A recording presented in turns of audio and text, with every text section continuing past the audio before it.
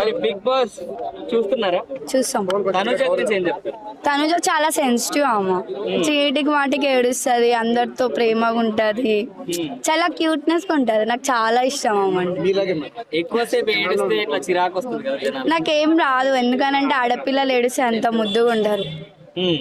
So ఎలా అనిపిస్తుంది తనుజ గారి గేమ్? మంచిగా ఉంటది, ఆమె గేమ్ కూడా ఆడుతుంది. ఎక్కడ ఏ చేయాలో ఆమెకు అర్థమవుతుంది.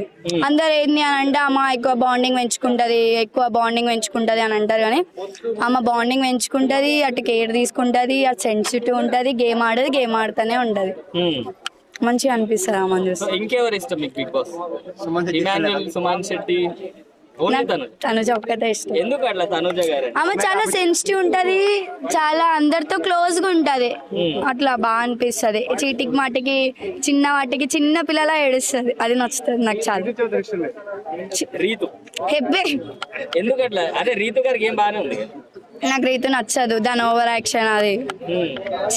అంటే గేమ్ పరంగా కూడా నచ్చరా రీతు? గేమ్ ఓకే, మంచిగానే ఆడుతుంది, ఎట్లా ఆడాలో అట్లా ఆడుతుంది, అని ఒక్కొక్కసారి దాని ఓవర్ యాక్షన్ చూస్తే ఇరిటేషన్ వస్తుంది నాకు. ఫస్ట్ థింగ్ ఎట్లా అంటే ఏదైనా అంటే ఏడుపు రాపోయినా ఏడుపు వచ్చినట్టు ప్రేమ చూపిస్తుంది, మళ్ళీ కోపం అవుతుంది. అది బిగ్ బాస్ ఆడనీకి పోయిందా లవ్ చేయనీకి పోయిందా అర్థం కాదు.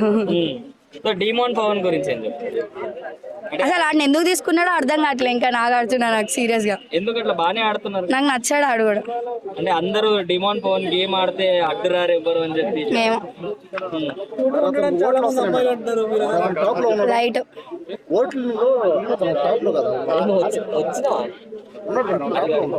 నేను చూడలే.